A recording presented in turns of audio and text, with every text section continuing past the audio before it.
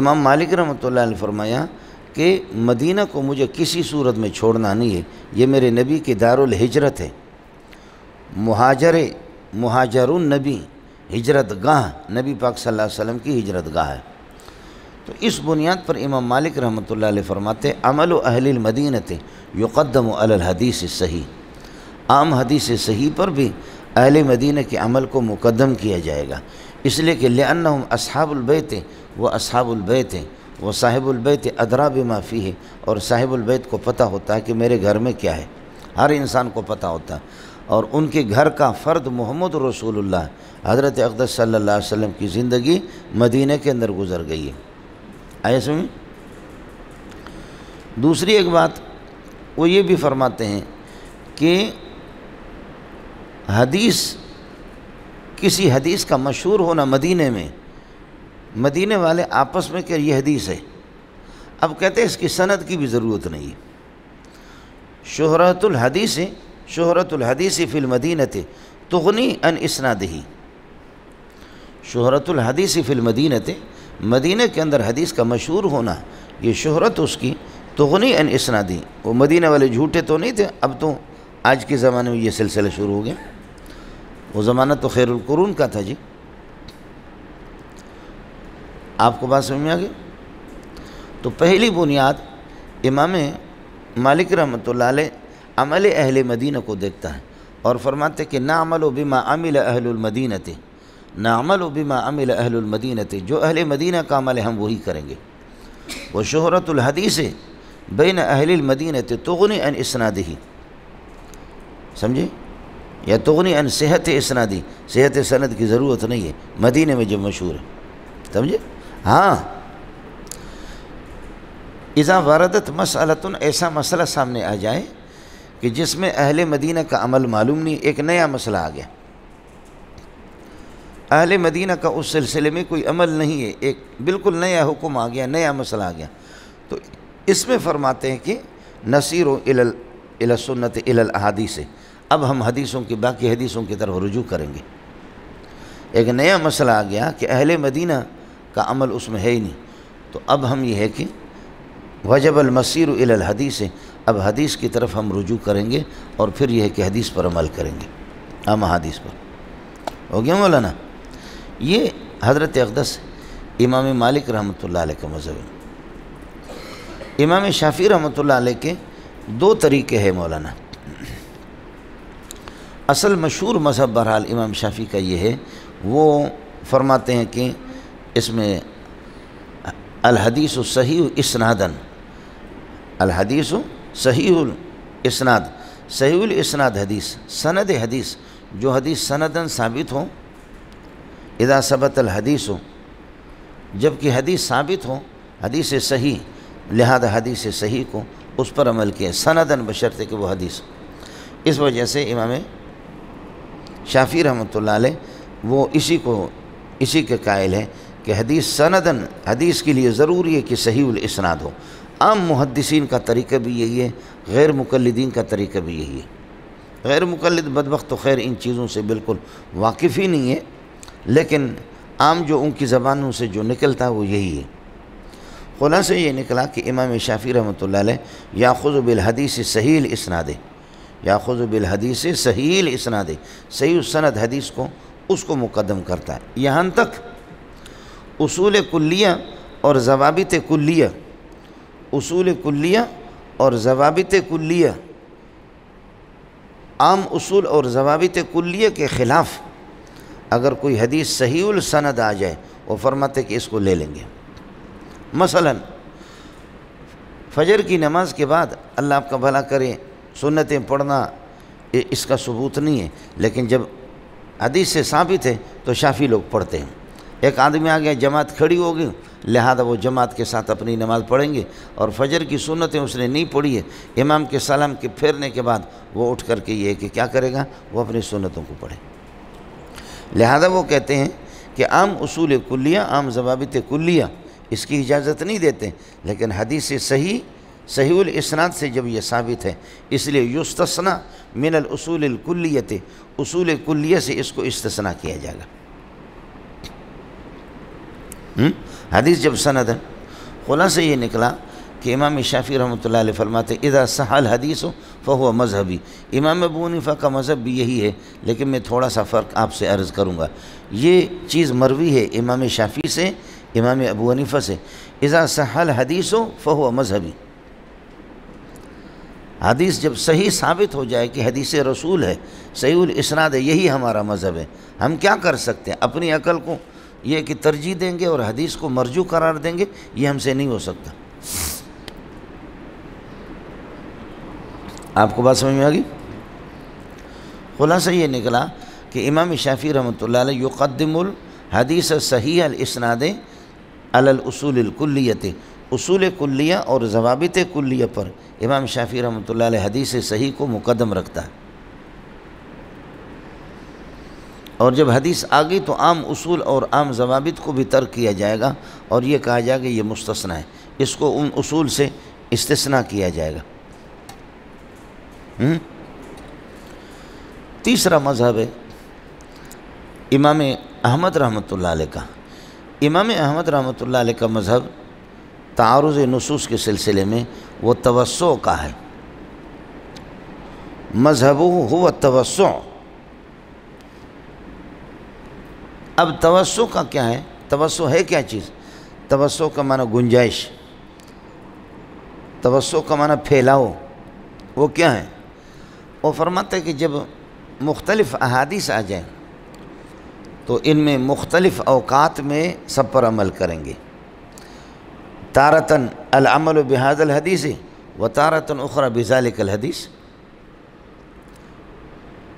اور دوسرا معنی اب توسع کا آسان آپ کے لیے، العمل بالاحادیث المختلفۃ فی الاوقات المختلفۃ. العمل بالاحادیث المختلفۃ فی الاوقات المختلفۃ، احادیث مختلفہ اور متعارضہ پر مختلف اوقات میں عمل کرنا. چنانچہ آپ نے دیکھا ہوگا کہ ائمۃ الحرمین حضرت سدیس دامت برکاتہم العالیہ کبھی وہ 2 رکعت پر، عام طور پر قانون یہی ہے، یہ حضرات 2 رکعت پر سلام پھیر کر کے وطر میں 2 رکعت پر سلام پھیرتے ہیں اور تیسری رکعت پھر تکبیر تحریمہ کیا کر کے پھر الگ، یعنی جس کو آپ کہیں گے وطر بسلامین. بولو وطر بسلامین. 2 شفٹوں میں انہوں نے کیا کر دیا؟ وطر پڑھ لی، وطر بسلامین. عام طور پر حرمین میں یہی ہوتا ہے، لیکن حضرت اقدس عبد الرحمن سدیس دامت ظلہم، حضرت سدیس دامت برکاتہم العالیہ، حضرت کیا یہ ہے کبھی 2 رکعت پڑھ کر کے سلام پھیرا، تیسری کے لیے اٹھ گئے، اور کبھی اس طرح ہو گیا کہ تینوں رکعتیں ایک صلاۃ کے ساتھ، جیسے کہ حنفیہ پڑھتے ہیں. لیکن وہ لوگ پھر 2 پر وہ کرتے ہیں تشہد، اور قاعدہ نہیں کرتے، تیسری رکعت کے لیے اٹھتے. سمجھتے؟ اسی طرح امام احمد رحمۃ اللہ علیہ کی اجازت ہے کہ آپ ہاتھ سینے پر باندھیں اور تحت سرہ، ناف کے نیچے ہاتھ باندھیں. آئے سمجھیں؟ اور وہ مسئلہ انشاءاللہ آئے گا، میں آپ سے عرض کروں گا. اس بارے میں کسی کے پاس صحیح روایت نہیں، ہمارے پاس بھی نہیں ہے. احادیث مرفوع نہیں ہے، سمجھے؟ احادیث مرفوع نہیں ہے، احادیث موقوفہ ہے، آثار صحابہ ہے. تو اس لیے آثار صحابہ ادھر بھی ہے اور ناف کے نیچے بھی ہے. حضرت کے ہاں اجازت ہے، امام احمد رحمۃ اللہ علیہ کے ہاں اجازت ہے کہ آپ سینے پر ہاتھ باندھیں جیسے کہ امام شافعی کرتا ہے، یا تحت سرہ ہاتھ باندھیں. حضرت اقدس امام احمد بن حنبل رحمۃ اللہ علیہ میں نے عرض کیا، وہ قائل ہے توسع کے. العمل بالاحادیث المختلفۃ فی الاوقات المختلفۃ، یہ توسع ہے ان کے ہاں. یہ مسائل جھگڑنے کی بھی نہیں ہے، اولا غیر اولا کا مسئلہ ہوتا ہے، اختلاف ہوتا ہے. یہ حضرات بڑے حضرات تھے، سمجھے؟ اس کو لے کر کے پھر جیسے کہ جنگ شروع ہو گیا حافظ ابن حجر اور علامہ عینی رحمۃ اللہ علیہ کا، اس وجہ سے معاصرت کی وجہ سے، اس کے بعد پھر یہ کہ یہ سلسلہ اور بھی بڑھ گیا. اس قسم کے فرعی مسائل کے اندر ایک دوسرے پر لعنت بھیجنا اور ایک دوسرے کو اس طریقے پر غلط کہنا، یہ ٹھیک تو نہیں ہے. امام احمد کا مذہب میں نے آپ سے عرض کر دیا کہ اصول احادیث مختلفہ پر اوقات مختلفہ میں عمل کرنا. تارتاً العمل بهذا الحدیث و تارتاً اخرى بذلك الحدیث، یہ ہوتا ہے. یہی وجہ ہے کہ ایک مسئلے کے اندر امام احمد کے مختلف اقوال آپ کو نظر آئیں گے. ایک مسئلے میں مختلف اقوال، ایک قول میں امام شافعی کے ساتھ ہے، ایک میں امام ابو حنیفہ کے ساتھ ہے. اسی مسئلے میں امام شافعی کے ساتھ بھی ہے. یہ آئے گا پورا سال انشاءاللہ، یہ سلسلہ چلتا رہے گا. اس کی بنیادی وجہ یہی ہے. چوتھا ہے حضرت اقدس امام اعظم ابو حنیفہ رحمۃ اللہ علیہ. امام ابو حنیفہ رحمۃ اللہ علیہ فرماتے ہیں اصول اور ضوابط اور کلیات یہ ایک دو حدیثوں سے نہیں بنتی، یہ احادیث متعددہ کو سامنے رکھ کر کے ان سے اصول اور قواعد بنتے ہیں. یہ جو چونکہ محمد رسول اللہ صلی اللہ علیہ وسلم وہ مقنن قانون دان تھے، آپ صلی اللہ علیہ وسلم کو مقنن بنا کر کے بھیجا گیا، قانون دان، قانون اور اصول اور ضوابط آپ نے بیان کیے. آپ یہ دیکھیں نا کہ ایک ایک مسئلے کا صراحتاً، ایک ایک مسئلے کی جزیات کے صراحتاً ان کا حکم قرآن و سنت میں کہاں ہے. اصول آپ نے ہمیں بتا دیے، فقہاء نے ان اصولوں کو مرتب کیا، ان کو صاف کر دیا مجتہدین نے. باقی اصل اصول آپ یہ دیکھیں، اور قانون بھی یہی ہے اصول ان کا، اصولیین کا، کہ الحوادث ممدودۃ والنصوص محدودۃ. بولو، الحوادث ممدودۃ، مسائل جزیہ، نئے مسائل کا سلسلہ بہت ہی لمبا ہے. الحوادث کا معنی نئے مسائل، جدید مسائل. الحوادث ممدودۃ، ان کا سلسلہ بہت لمبا ہے. اور والنصوص محدودۃ، نصوص محدود ہے. قرآن پاک میں آیات الاحکام 500 ہے. احادیث جو احادیث الاحکام ہیں وہ 2000-3000 اس طرح ہے.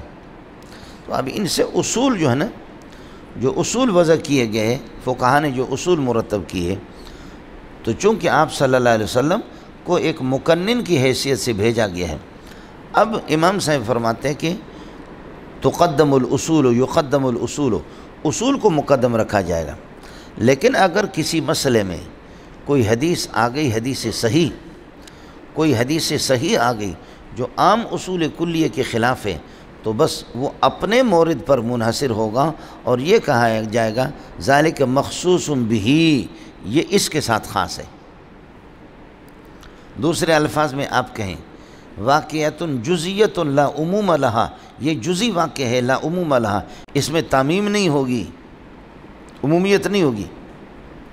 اور آپ نے اس میں پڑھا ہے توضیح تلوی کے اندر 2 سال پہلے، سمجھے؟ توضیح تلوی میں آپ نے پڑھا حکایت الفعل لا تعم، سمجھتا ہے؟ حکایت الفعل لا تعم، کہ فعل کی حکایت ایک خاص جزئی واقع کے لا تعم، اس میں عمومیت نہیں ہوتی. حکایت الفعل لا تعم.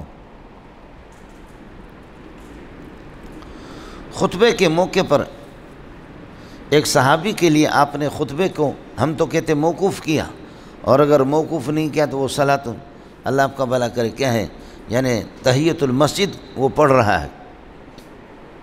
یہ اس کی خصوصیت ہے، یہ اسی کی خصوصیت ہے کہ خطبے کے موقع پر. اور اصل مقصد آپ کا یہ تھا کہ کھڑے ہو جاؤ پڑھ لو، اور پڑھ لیں. غریب قسم کا تھا کہ لوگ اس کو دیکھ لیں. خطبے بھی موقوف ہو گیا اس کے لیے، اور خطبہ اب تک شروع نہیں ہوا، لیکن یہ لوگ کہتے ہیں شافعیہ وغیرہ شروع ہو گیا، تو ہم کہتے ہیں یہ اسی کی خصوصیت ہے. غریب آدمی، پھٹے پرانے کپڑے، سلیک الغطفانی، تاکہ دیکھ لیں، اللہ آپ کا بھلا کریے، دوسرے لوگ اس کو دیکھ لیں. غریب قسم کا، نماز کے بعد اس پر کچھ صدقہ وغیرہ کریں. تو بس یہی بات آتا ہے کہ ہم لوگ، یہ ایک جزئی واقع ہے، یہ ان کی خصوصیت ہے. یہ تعامل اہل المذاہب الاربعۃ، مذاہب اربع کا ہر ایک کا سنی، ہر ایک کا طریقہ اور ہر ایک کا اصول یہ ہے کہ یہ بیان ہو گئے کہ ان کی جو فقہیں ہیں، چاروں فقہ اسی بنیاد پر مبنی ہیں کہ امام مالک کے پیش نظر تعامل اہل مدینہ، عمل اہل مدینہ رہتا ہے. امام شافعی رحمۃ اللہ علیہ حدیث صحیح الاسناد کو لیتا ہے، یہاں تک کہ احادیث موقوفہ کو بھی ترک کرتا ہے. امام احمد رحمۃ اللہ علیہ وہ توسع کے قائل ہے، مختلف احادیث کو، کسی حدیث کو بغیر عمل کے نہ چھوڑا جائے. اگر ان میں تعارض ہے تو کبھی اس پر عمل، کبھی اس پر بھی عمل. اور امام ابو حنیفہ رحمۃ اللہ علیہ وہ اصول کلیہ اور ضوابط کلیہ کو مقدم رکھتا ہے. اللہ اللہ آپ کا بھلا کرے واقعات جزیہ پر اور احادیث صحیحہ پر، اس لیے کہ اصول اور ضوابط مختلف نصوص کو ملا کر کے جمع کر کے ان کے بعد بنائے جاتے، وہ ایک خبر واحد سے اور ایک حدیث سے کوئی اصول اور ضابطہ بنتا نہیں ہے۔ ہو گیا؟ یہ چاروں کے طریق اور اصول آپ کو معلوم ہو گئے مولانا۔ مزید ویڈیوز کے لیے آپ ہمارے فیس بک پیج کو لائک کریں اور ساتھ ہی ہمارے یوٹیوب چینل کو بھی سبسکرائب کریں تاکہ کسی بھی ناگہانی کی صورت میں آپ کو ہماری ویڈیوز بر وقت مل سکے۔